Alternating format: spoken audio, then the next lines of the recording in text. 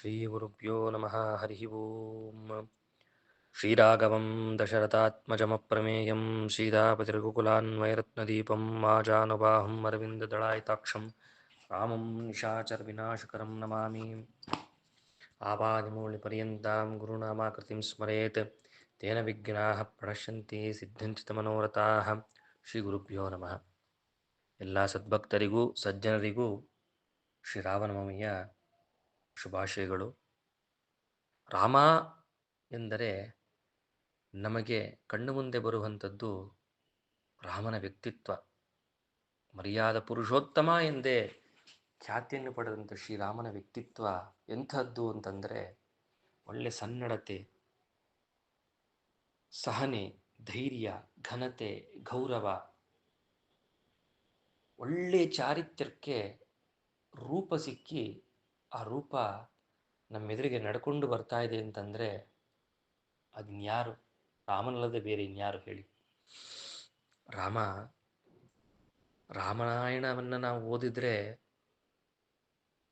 ರಾಮನ ಗುರುಭಕ್ತಿ, ರಾಮನ ನಿಷ್ಠೆ, ರಾಮನ ಧರ್ಮ, ರಾಮನ ಚಾರಿತ್ರ್ಯ, ರಾಮನು ತನ್ನ ಜೀವನದಲ್ಲಿ ಮಾಡಿದಂಥ ತ್ಯಾಗ, ರಾಮನ ಸಹನೆ, ಇಷ್ಟೇ ಅಲ್ಲ, ರಾಮನಿಂದ ಕಲಿಯಬೇಕಾದಂಥ ಅನಂತ ವಿಚಾರಗಳನ್ನು ನಾವು ಇಂದಿಗೂ ತಿಳ್ಕೊಳ್ತಾ ಇದ್ದೀವಿ. ಒಮ್ಮೆ ರಾಮಾಯಣವನ್ನು ಓದಿದ್ರೆ ಸಾಲಲ್ಲ, 100 ಸತಿ ರಾಮಾಯಣವನ್ನು ಓದಿದ್ರೆ ನಮಗೆ 100 ಅನುಭವಗಳಾಗ್ತದೆ.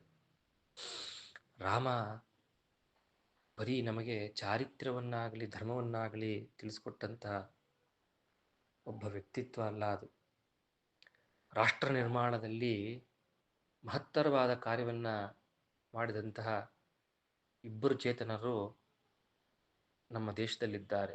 ಒಂದು ಜಗದೊಡೆಯನಾದಂಥ ಶ್ರೀರಾಮ, ಇನ್ನೊಂದು ಬ್ರಹ್ಮರ್ಷಿಗಳಾದಂಥ ಅಗಸ್ತ್ಯರು. ಒಂದು ಸಾಮ್ರಾಜ್ಯಕ್ಕೆ ನ್ಯಾಯಯುತವಾದಂತಹ ಉತ್ತರಾಧಿಕಾರಿಯಾಗಿದ್ದರೂ ತನ್ನ ಸಾಮ್ರಾಜ್ಯವನ್ನೇ ತ್ಯಜಿಸಿ ಪಿತೃವಾಕ್ಯ ಪರಿಪಾಲನೆಗಾಗಿ ಕಾಡಿಗೆ ಹೋದಂಥ ಮಹಾನ್ ವ್ಯಕ್ತಿತ್ವ ನಮ್ಮ ಶ್ರೀರಾಮನದ್ದು.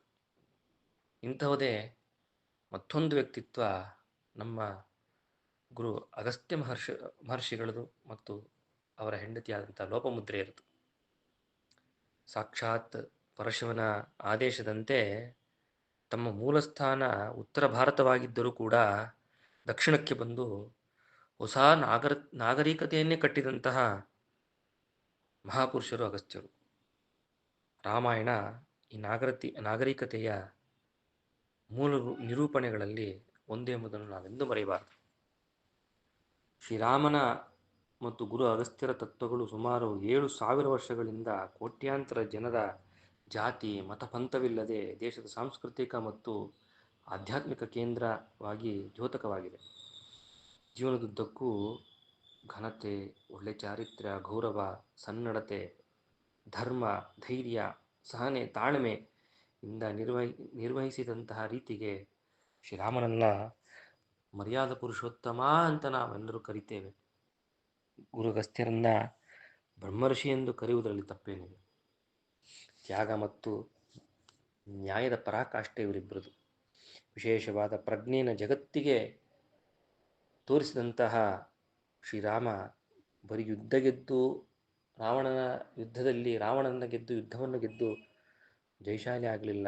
ಪ್ರತಿಯಾಗಿ ತನ್ನೊಳಗಿನ ದ್ವಂದ್ವಗಳನ್ನು ಗೆದ್ದು ಮಹಾಪುರುಷ ಶ್ರೀರಾಮನಾದ.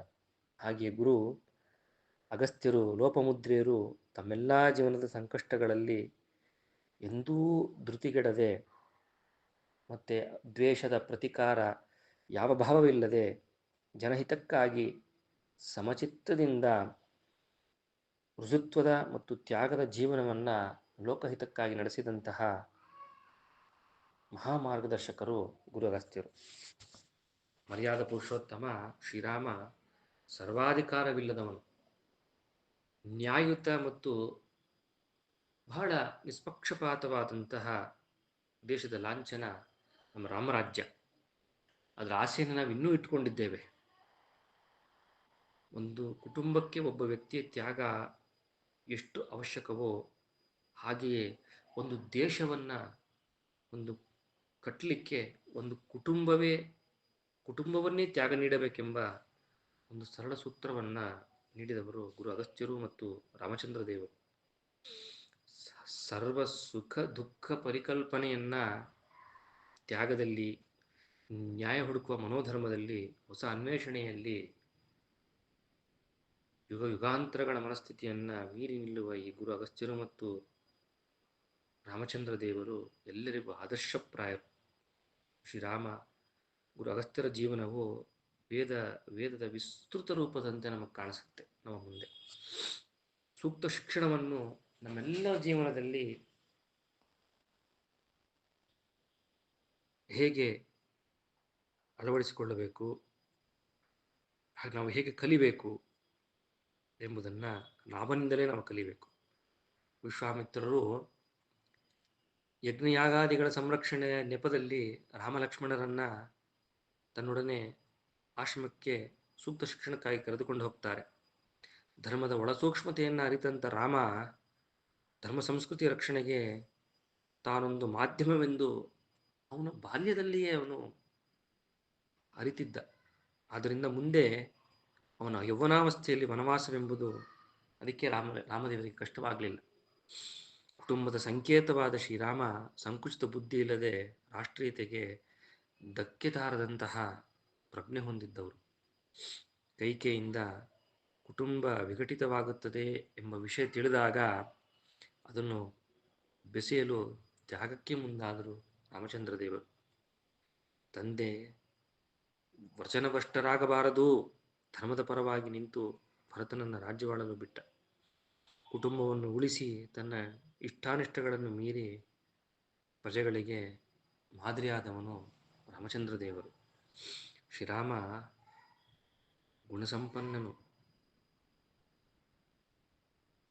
ಸೀತೆಯ ಮಾತು ಒಂದಿದೆ, ಶ್ರೀರಾಮ ಗುಣಸಂಪನ್ನನು, ನನ್ನನ್ನು ಬಿಟ್ಟು ಪರಸ್ತ್ರೀಯನ್ನು ನೋಡದ ಮಹಾಸಂಯಮಿ ಶ್ರೀರಾಮ, ಜಿತೇಂದ್ರಿಯ, ಕಾರುಣ್ಯಮೂರ್ತಿ, ಎಲ್ಲ ಇಂದ್ರಿಯಗಳನ್ನು ಗೆದ್ದವ, ಧರ್ಮಾತ್ಮ, ಪ್ರೀತಿವಂತ, ತಂದೆ ತಾಯಿಗಳ ಸ್ಥಾನವನ್ನೇ ನನಗೆ ತುಂಬಿದ್ದಾನೆ ಅಂತ ಸೀತೆ ರಾಮನನ್ನು ಹೊಗಳುವಂಥ ಮಾತು ನಮಗೆ ವಾಲ್ಮೀಕಿ ರಾಮಾಯಣದಲ್ಲಿ ಸಿಗ್ತದೆ. ಅದಕ್ಕೆ ಬಹುಶಃ ದಂಪತಿಗಳೆಂದರೆ ರಾಮ ಸೀತೆಯರಂತೆ ಇರಬೇಕು ಅಂತ ಈ ಸಮಾಜದಲ್ಲಿ ನಾವು ಉದಾಹರಣೆ ಕೊಡ್ತಾ ಇರ್ತೀವಿ. ರಾಮನಿಗೆ ವರ್ಣಾಶ್ರಮದ ತಾರತಮ್ಯ ಇರಲಿಲ್ಲ. ಎಷ್ಟೋ ಜನ ಹೇಳ್ತಾರೆ ನಮ್ಮ ಸನಾತನ ಧರ್ಮದಲ್ಲಿ ಜಾತಿ ಭೇದ, ವರ್ಣ ಭೇದ, ಅಸ್ಪೃಶ್ಯತೆ, ಕೆಲವು ಎಡಪಂಥೀಯರು ಹುಟ್ಟು ಹಾಕಿದಂಥ ಕಪೋಲ ಕಲ್ಪಿತವಾದಂಥ ತತ್ವಗಳಿವೆಲ್ಲ ವಿರುದ್ಧ ತತ್ವಗಳು, ಸನಾತನ ಧರ್ಮಕ್ಕೆ ವಿರುದ್ಧ ತತ್ವಗಳಂತೆ. ನಮಗೆ ರಾಮನ ಜೀವನದಲ್ಲಿ ರಾಮನ ಚಾರಿತ್ರ್ಯವನ್ನು ನೋಡಿದಾಗ, ಜೀವನ ಚರಿತ್ರೆಯನ್ನು ನಾವು ಕೇಳಿದಾಗ ರಾಮನಿಗೆ ವರ್ಣಾಶ್ರಮದ ತಾರತಮ್ಯವೇ ಇರಲಿಲ್ಲ. ಎಲ್ಲರಿಗೂ ಸಮಾನ ಪ್ರೀತಿಯನ್ನೇ ಹಂಚಿದವರು ನಮ್ಮ ರಾಮಚಂದ್ರ ದೇವರು, ಸಮಾನ ಮನಸ್ಕರವರು. ಅದರಿಂದ ಆ ಕಾಲದಲ್ಲಿ ಸಮಾಜದ ಕೆಳವರ್ಗಕ್ಕೆ ಸೇರಿದ ಗುಹನನ್ನ ಅಪ್ಪಿ ಆಲಂಗಿಸಿದವನು ಶ್ರೀರಾಮ. ಶಬರಿ ಆದಿತ್ಯವನ್ನ ಸಣ್ಣ ಮಗುವಿನಂತೆ ಸ್ವೀಕರಿಸಿದರು. ದುಃಖದಲ್ಲಿದ್ದ ಕಲ್ಲಾಗಿದ್ದ ಅಹಲ್ಯೆಯನ್ನು ಉದ್ಧಾರ ಮಾಡಿದರು. ಎಲ್ಲ ಋಷಿಮುನಿಗಳ ಸೇವೆಗೈದು ಅವರಿಗಿದ್ದ ರಾಕ್ಷಸರ ಕಾಟವನ್ನ, ಉಪಟಳವನ್ನ ನೀಗಿಸಿ ಎಲ್ಲರ ಪ್ರೀತಿಗೆ ಪಾತ್ರರಾದವರು ನಮ್ಮ ಶ್ರೀರಾಮಚಂದ್ರ ದೇವರು. ವಾನರ ಪ್ರೀತಿಯನ್ನು ಸಂಪಾದಿಸಿದರು. ರಾಕ್ಷಸರೂ ಗೌರವಿಸುವಂತಹ ವ್ಯಕ್ತಿತ್ವ ಶ್ರೀರಾಮನದ್ದು. ಹನುಮನೇ ರಾಮಭಕ್ತಿಗೆ ಸಾಕ್ಷಿ. ರಾಜ್ಯಮಾರ ಬಾಡುವಾಗ ಅವನು ಯಾರು, ರಾಮರಾಜ್ಯದ ಪ್ರಜೆ, ಒಬ್ಬ ಸಣ್ಣ ಸಾಧಾರಣ ಅಗಸ ಸೀತೆ ಪಾವಿತ್ರತೆಯ ಬಗ್ಗೆ ಆಕ್ಷೇಪ ಮಾಡಿದಾಗ ಅವನನ್ನು ದಂಡಿಸಬಹುದಿತ್ತು ರಾಮ, ಆದರೆ ಕಳಂಕ ಹೋಗುವುದಿಲ್ಲ. ಆದ್ದರಿಂದ ಪತ್ನಿ ಚಾರಿತ್ರಕ್ಕಿಂತ ರಾಜ್ಯಧರ್ಮ ಬೇರೆಯಲ್ಲ ಎಂಬ ನೀತಿಯನ್ನ ರಾಜರುಗಳೇ ತೋರಿಸಿಕೊಟ್ಟಂತಹ ಶ್ರೀರಾಮ. ರಾಜ್ಯ ಧರ್ಮ ಅಂತ ಬಂದರೆ ತನ್ನ ಕುಟುಂಬದವರನ್ನೂ ಪ್ರಜೆಗಳನ್ನು ಸಮಾನ ಮನಸ್ಕರಾಗಿ ರಾಜ್ಯಭಾರವನ್ನು ಮಾಡುವಂಥ ರಾಜ್ಯ ನೋಡಬೇಕು ಎಂಬ ತತ್ವವನ್ನು ತಿಳಿಸಿಕೊಟ್ಟಂಥವರು ನಮ್ಮ ಶ್ರೀರಾಮ. ಹಾಗಾಗಿ ಪ್ರಿಯ ಪತ್ನಿಯ ವಿಯೋಗವನ್ನು ಹತ್ತಿಕ್ಕಿ ರಾಜ ರಾಮನಾದ. ರಾಜಧರ್ಮವನ್ನ ಮೆರೆದಂಥವರು ರಾಮ. ಸೀತೆಯ ದುಃಖ, ಊರ್ಮಿಳೆಯ ಭವಣೆ, ಅಹಲ್ಯೆಯ ನೋವು ಎಲ್ಲವನ್ನೂ ನಾವು ವಿಸ್ತಾರವಾಗಿ ಬರೆದು ವಿಸ್ತಾರವಾಗಿ ಹೇಳುತ್ತೇವೆ. ಅವರಂತೆಯೇ ಸಾಕಷ್ಟು ನೋವನ್ನು ಅನುಭವಿಸಿದಂತಹ ರಾಮನ ದುಃಖವನ್ನು, ಆತನ ಸ್ಥಿತಿಪ್ರಜ್ಞೆಯನ್ನು ನಾವೆಂದೂ ಅನುಭವಿಸಿ ಎಲ್ಲೂ ಹೇಳೋದಿಲ್ಲ. ರಾಮನನ್ನು ಕಾವ್ಯರೂಪಕ್ಕೆ ತಂದಂಥ ವಾಲ್ಮೀಕಿ ಋಷಿಗಳು ನಿಜವಾಗಲೂ ಧನ್ಯರು. ರಾಮನ ಆದರ್ಶಗಳಿಗೆ ಬೆಂಬಲವಾಗಿ ನಿಂತು ವನವಾಸದ ಕಾಲದಲ್ಲಿ ಹಿಡಿದು ಯುದ್ಧ ಭೂಮಿಯಲ್ಲಿಯೂ ಪಟ್ಟಾಭಿಷೇಕದ ಸಮಯದಲ್ಲಿಯೂ ಅಶ್ವಮೇಧ ಯಾಗ ಮಾಡಲು ಪ್ರೇರೇಪಿಸಿದವರಿಗೂ ರಾಮನಿಗೆ ರಾಷ್ಟ್ರಧರ್ಮವನ್ನು ಬೋಧಿಸಿದ ಗುರು ಅಗಸ್ತ್ಯರಿಗೆ ನಮ್ಮೆಲ್ಲರ ನಮನಗಳು. ರಾಮನ ಸಂವೇದನೆ, ಅವನ ಆದರ್ಶ ಪರಂಪರೆಗಳ ಮಧ್ಯೆ ಮಾಯವಾಗಿ ಹೋಯಿತೇನೋ ಎಂದೆನಿಷ್ಟುವಷ್ಟರಲ್ಲಿ ಅವನೊಂದಿಗೆ ಅಗಸ್ತ್ಯರ ಭವ್ಯ ಚಿಂತನೆಗಳು ಮಿಳಿತುಕೊಂಡು ಆದರ್ಶ ರಾಷ್ಟ್ರ ಧರ್ಮವೇ ಜನನವಾಯಿತೆಂಬುದು ಸರ್ವವಿದಿತ. ಅಗಸ್ತ್ಯರ, ಶ್ರೀರಾಮರ ಈ ಚಿಂತನೆಗಳನ್ನು, ಅಪೂರ್ವ ಗುರು ಶಿಷ್ಯರ ಆಲೋಚನೆಗಳನ್ನು ನಾವೆಲ್ಲ ಮರುಚಿಂತಿಸಲೇಬೇಕು. ರಾಮಜನ್ಮ ಸ್ಥಳವನ್ನು ಸಿದ್ಧಪಡಿಸಿದ ಮಹಾನ್ ಸಿದ್ಧ ಗುರು ನಮ್ಮ ಅಗಸ್ತ್ಯ ಮಹಾಮುನಿಗಳು. ರಾಮಜನ್ಮಭೂಮಿ ಆಂದೋಲನ ಕೊನೆಗೂ ನಮ್ಮ ಸಂಸ್ಕೃತಿಯ ಪುನರುತ್ಥಾನದ ಒಂದು ಮಹತ್ವದ ಘಟ್ಟ. ನಾವೆಲ್ಲರೂ ಕೊನೆಗೆ ನಾವು ಅದನ್ನು ಗೆದ್ದು ನಿಂತಿದ್ದೇವೆ. ಈ ಸುದೀರ್ಘ ಚಳವಳಿಯ ಸಾಮಾನ್ಯ ಪ್ರಶ್ನಾವಳಿಗಳಲ್ಲಿ ಮತ್ತು ಕಾನೂನಾತ್ಮಕವಾದಂಥ ಚರ್ಚೆಗಳಲ್ಲಿ, ವೈಚಾರಿಕನೆಯಲ್ಲಿ ಎಷ್ಟೋ ಚರ್ಚಾಗೋಷ್ಠಿಗಳಲ್ಲಿ ಎಷ್ಟೋ ಪ್ರಶ್ನೆ ಉದ್ಭವ ಆಗಿದ್ದವು. ಹೆಚ್ಚು ಮಂಡಿತವಾದ ವಿಷಯ ಎಂದರೆ, ಮತ್ತು ಹೆಚ್ಚು ಮಂಡಿತವಾದ ಪ್ರಶ್ನೆ ಎಂದರೆ, ಪ್ರಭು ರಾಮನು ಈ ಮಸೀದಿ ಇದ್ದ ಸ್ಥಳದಲ್ಲಿಯೇ ಜನಿಸಿದನೋ ಇಲ್ಲವೋ, ಅದು ಹೇಗೆ ಸಾಬೀತುಪಡಿಸುತ್ತೀರಿ ಎಂಬ ಸಾಕಷ್ಟು ಪ್ರಶ್ನೆಗಳು 500 ವರ್ಷಗಳಿಂದ ನಮ್ಮ ದೇಶದಲ್ಲಿ ಕಾಡುವಂಥ ಪ್ರಶ್ನೆ ಆಗಿತ್ತು. ನಮ್ಮ ಋಷಿಗಳ ಅಪೂರ್ವ ಜ್ಞಾನ ಮತ್ತು ಪರಂಪರೆಗೆ ದಾಖಲಿಸಿದ ಋಷಿವಾಕ್ಯಗಳಿಂದ, ವಾಕ್ಚಾತುರ್ಯದಿಂದ ನಾವು ಈ ರಾಮಜನ್ಮಭೂಮಿಯ ಪುರಾವೆಗಳನ್ನು ಸಾಬೀತುಪಡಿಸಲು ಸಾಧ್ಯವಾಯಿತೆಂದರೆ ಅತಿಶಯೋಕ್ತಿ ಅಲ್ಲ.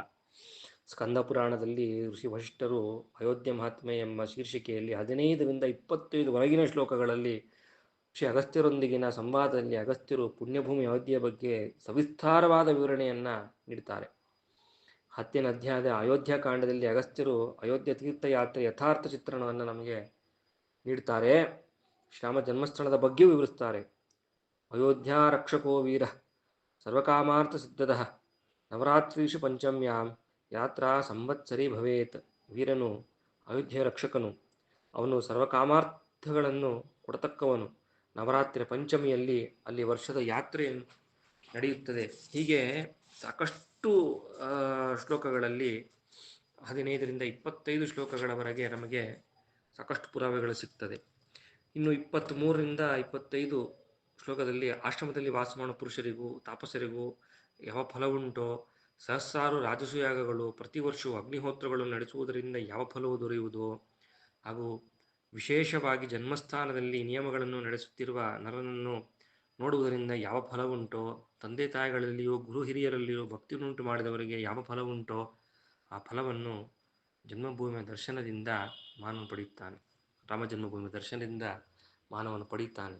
ಹೀಗೆ ಬ್ರಹ್ಮರ್ಷಿ ಅಗಸ್ತ್ಯರು ತಮ್ಮ ಹಲವಾರು ಗ್ರಂಥಗಳಲ್ಲಿ, ತಮ್ಮ ಋಷಿ ವಾಕ್ಯಗಳಲ್ಲಿ, ಸಂದೇಶಗಳಲ್ಲಿ ನಮ್ಮ ಸನಾತನ ಧರ್ಮದ ಪರಂಪರೆಯನ್ನು, ಚರಿತ್ರೆಯನ್ನು ವಿವಿಧ ಘಟ್ಟಗಳಲ್ಲಿ ದಾಖಲಿಸ್ತಾರೆ.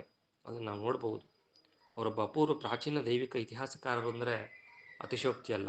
ಇಂದಿಗೂ ಅವರು ದಾಖಲಿಸಿದ ವಿಷಯಗಳು ಇವತ್ತಿಗೂ ನಡೀತಿರುವುದರಲ್ಲಿ ಪ್ರಸ್ತುತವಾಗಿದೆ. ನಾವು ಇಂದಿನ ಹೊಸ ಕಾಲಘಟ್ಟದಲ್ಲಿ ಈ ಬಗ್ಗೆ ಅಧ್ಯಯನಗಳನ್ನು ಕೈಗೊಂಡಲ್ಲಿ ಬಹುಶಃ ಪ್ರಸಕ್ತ ದೇಶದಲ್ಲಿ ಧರ್ಮದ ಬಗ್ಗೆ ನಡೆಯುತ್ತಿರುವ ಹಲವಾರು ಗೊಂದಲಗಳಿಗೆ ಸರಿಯಾದ ಉತ್ತರ ನಮಗೆ ದೊರಕಬಹುದು. ಆದರೆ ನಮಗೆ ಅಧ್ಯಯನ ಕಮ್ಮಿ ಆಗಿದೆ ನಮ್ಮಲ್ಲಿ. ಅದೇ ದೊಡ್ಡ ದುರಂತ. ಉದಾಹರಣೆಗೆ, ಉಚ್ಚ ನ್ಯಾಯಾಲಯವು ಈ ಎಲ್ಲ ಹಿಂದೂ ಧರ್ಮೀಯರ ನಂಬಿಕೆ ಮತ್ತು ಭಾವನೆಗಳ ಸಮಗ್ರ ವಿವರಣೆಯನ್ನು ಕೂಲಂಕುಷವಾಗಿ ಪರಿಶೀಲಿಸಿ, ರಾಮನ ಯುಗಾಂತರಗಳಿಂದ ರಾಮನು ಈ ಸ್ಥಳದಲ್ಲಿಯೇ ಜನಿಸಿ ಪೂಜಿಸಲ್ಪಡುತ್ತಿದ್ದ ಎಂಬ ತೀರ್ಪು ನಮಗೆ ನೀಡಿದ್ದು ಬಹುಶಃ ಇಂಥ ಗ್ರಂಥಗಳಿಗೆ ಸಿಕ್ಕಿದಂಥ ಪುರಾವೆಗಳಿಂದಲೇ ಎಂದರೆ ಅತಿಶಯೋಕ್ತಿ ಅಲ್ಲ. ಅಗಸ್ತ್ಯರು ತ್ರಿಕಾಲಜ್ಞಾನಿಗಳು. ಬಹುಶಃ ಶ್ರೀರಾಮನ ಜನ್ಮಭೂಮಿಯ ಬಗ್ಗೆ ಮುಂದೆಂದಾದರೂ ಕಲಿಯುಗದಲ್ಲಿ ಇಂಥ ತೊಂದರೆ, ಇಂಥ ಒಂದು ಮಹಾ ದುರಂತ ಸಂಭವಿಸ್ಬೋದು ಎಂಬ ದಿವ್ಯದೃಷ್ಟಿಯಿಂದ ಊಹಿಸಿದಂತೆ ಕಾಣಿಸಿ ಅಗಸ್ತ್ಯರು ಅವತ್ತೇ ಎಲ್ಲ ದಾಖಲಿಸಿಟ್ಟಿದ್ದಾರೆ. ವಿವರವಾಗಿ ಪುರಾವೆ ಸಹಿತ ಹೆಸರಿನ ಚರಿತ್ರೆಯಿಂದ ಸರ್ವೋಚ್ಚ ನ್ಯಾಯಾಲಯದಲ್ಲಿ ಗುರುತಿಸಿಕೊಂಡು ಅಸಂಖ್ಯಾತ ಹಿಂದೂ ರಾಮಭಕ್ತರ ಪರವಾಗಿ ರಾಮಜನ್ಮಭೂಮಿ ವಿವಾದದ ಪ್ರಕರಣವನ್ನು ಗೆಲ್ಲುವಂತಾಯಿತು ನಮ್ಮೆಲ್ಲರಿಗೂ. ಅಯೋಧ್ಯೆಯಲ್ಲಿ ದೇವಾಲಯದ ಪ್ರದೇಶದ ಭೂಮಿಯನ್ನು ಅಗೆದಾಗ ಅಲ್ಲಿ ವಿಷ್ಣು ಹರಿದೇವಾಲಯವು ಸಿಕ್ಕಿತು. ಇದೂ ಕೂಡ ಸ್ಕಂದ ಪುರಾಣದಲ್ಲಿ ಅಗಸ್ತ್ಯರು ಅಲ್ಲಿ ವಿಷ್ಣುವಿನ ಮಹಾಚೈತನ್ಯವಿದ್ದು ವಿಷ್ಣು ಹರಿದೇವರ ಸನ್ನಿಧಾನವಿದ್ದು ಅದು ಸೂರ್ಯವಂಶದ ರಾಜ ವಾಸ ಮಾಡಿದ ಸ್ಥಳ ಎಂದು ಸವಿಸ್ತಾರವಾಗಿ ಹೇಳಿದ್ದಾರೆ. ನಮ್ಮ ಪುರಾಣ ಗ್ರಂಥಗಳಲ್ಲಿ ನಾವಿಂದು ಬರೀ ಕಲ್ಪಿತ ಕಥೆಗಳೆಂದು ನಮ್ಮ ಚಿಂತನಾ ಲಹರಿಯಲ್ಲಿ ನಾವು ಅದನ್ನು ನೋಡಿಬಿಡ್ತೇವೆ. ಇವತ್ತಿಗೂ ನಮ್ಮ ದೇಶದಲ್ಲಿ ನಡೆದಂಥ ದುರಂತ ಎಂದರೆ ಬ್ರಿಟಿಷರು ಅಪೋಲ ಕಲ್ಪಿತ ಕಥೆಗಳಿಂದ ಚಿಂತನಾ ಲಹರಿಯನ್ನು, ನಮ್ಮ ದೇಶದ ಚಿಂತನೆಗಳನ್ನು ಬದಲಾಯಿಸಿದಂಥವರು ಬ್ರಿಟಿಷರು. ನಂತರದ ಐರೋಪ್ಯರು, ಪಾಶ್ಚಾತ್ಯರ ಕೆಟ್ಟ ಹುನ್ನಾರವನ್ನು ನಾವಿಂದು ಮತ್ತೆ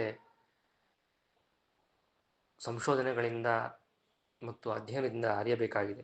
ಮುಂದೆ ಬಹುಶಃ ಮಾನ್ಯ ಸರ್ವೋಚ್ಚ ನ್ಯಾಯಾಲಯವು ಸಮಾಜದ ಎಲ್ಲ ಕಟ್ಟಕಡೆಯ ಪ್ರಜೆಯವರೆಗೂ ಧಾರ್ಮಿಕ ನಂಬಿಕೆಗಳ ಪರವಾಗಿ ಚಿಂತಿಸಿ ಅಗಸ್ತ್ಯದಂತಹ ಮಹರ್ಷಿಗಳು ಈ ದೇಶದ ಚರಿತ್ರೆಯನ್ನು ದಾಖಲಿಸಿರುವ ಸ್ಕಂದ ಪುರಾಣದಂತಹ ಇತರೆ ಅನೇಕ ಅಪೂರ್ವ ಗ್ರಂಥಗಳ ಬಗ್ಗೆ ವಿಭಿನ್ನ ದೃಷ್ಟಿಕೋನವನ್ನು ಹೊಂದಿ ಅಭ್ಯಸಿಸಿ ತೀರ್ಪನ್ನು ನೀಡಿದರೆ ರಾಮ ಜನ್ಮಭೂಮಿಯಷ್ಟೇ ಅಲ್ಲ, ಕೃಷ್ಣ ಜನ್ಮಭೂಮಿ, ಜ್ಞಾನವಾಪಿ ಮಂದಿರ ಮುಂತಾದ ಅನೇಕ ಕಟ್ಟಡಗಳನ್ನು ನಮ್ಮಂತಹ ಜನಸಾಮಾನ್ಯರ ಭಾವನೆಗಳಿಗೆ ಧಕ್ಕೆ ತರುವ ಯಾವುದೇ ಗೊಂದಲವನ್ನು ನಾವು ಬಹಳ ಸುಲಭವಾಗಿ ಬಗೆಹರಿಸಬಹುದು. ನಮ್ಮಲ್ಲ ಪುರಾತನ ಪುರಾಣ ಗ್ರಂಥಗಳು, ನಮ್ಮ ದೇಶದ ಚರಿತ್ರೆ ಗ್ರಂಥಗಳು, ಅಲ್ಲಿ ಸಿಗದೇ ಇರೋ ವಿಷಯಗಳೇ ಇಲ್ಲ. ಎಲ್ಲ ದೃಷ್ಟಾಂತಗಳು ನಮಗಲ್ಲಿ ಸಿಗ್ತದೆ. ಎಲ್ಲ ಹೊಸ ದೃಷ್ಟಿಕೋನದಿಂದ ನಾವು ಅದನ್ನು ಅಧ್ಯಯನ ಮಾಡಿ ಅಭ್ಯಸಿಸಿ ಭಾರತದ ಭವ್ಯ ಪರಂಪರೆಯನ್ನು ನಮ್ಮ ಪೀಳಿಗೆಗೆ ಸುಲಭವಾಗಿ ಮನದಟ್ಟು ಮಾಡಿ ರಾಷ್ಟ್ರಪ್ರಜ್ಞೆಯನ್ನು, ಇತಿಹಾಸ ಪ್ರಜ್ಞೆಯನ್ನು ಮತ್ತೆ ಪ್ರತಿಯೊಬ್ಬ ಭಾರತೀಯನಲ್ಲೂ ಬೆಳೆದೆಬ್ಬಿಸಬಹುದು. ಹಾಗಾಗಿ ಇಂಥ ರಾಮನವಮಿಯ ಪರ್ವಕಾಲದಲ್ಲಿ ಈ ಸದೃಢವಾದಂತಹ ದೇಶವನ್ನು ಕಟ್ಟಲಿಕ್ಕೆ ರಾಮ ತೋರಿದಂಥ ರಾಜಧರ್ಮ, ಅವನ ಸನ್ನಡತೆ, ಅವನ ಸಮಯ ಪ್ರಜ್ಞೆ, ಅವನ ಚಾರಿತ್ರ್ಯ, ಅವನ ಧರ್ಮ ಸೂಕ್ಷ್ಮಗಳು, ಅವನು ಮೆರೆದಂಥ ಧರ್ಮ, ಅವನು ತೋರಿಸಿಕೊಟ್ಟಂಥ ರಾಜಧರ್ಮವನ್ನು ಮತ್ತು ಅಗಸ್ತ್ಯರು ತೋರಿಸಿಕೊಟ್ಟಂತಹ ಸಾಕಷ್ಟು ಪುರಾವೆಗಳು ಮತ್ತು ರಾಜಧರ್ಮಗಳನ್ನು ನಾವು ಅನುಸರಿಸಿ ನಾವು ಈ ದೇಶವನ್ನು ಕಟ್ಟಲಿಕ್ಕೆ ನಾವು ಕೂಡ ಮುಂದಾಗೋಣ ಎಂಬ ಮಾತನ್ನು ಹೇಳ್ತಾ, ರಾಮಚರಣಗಳಲ್ಲಿ, ಅಗಸ್ತ್ಯ ಮಹರ್ಷಿಗಳ ಲೋಪಮುದ್ರೆಯರ ಚರಣಗಳಲ್ಲಿ ನನ್ನ ಅನಂತ ಕೋಟಿ ನಮಸ್ಕಾರಗಳನ್ನು ಸಲ್ಲಿಸ್ತಾ ಶ್ರೀಕೃಷ್ಣ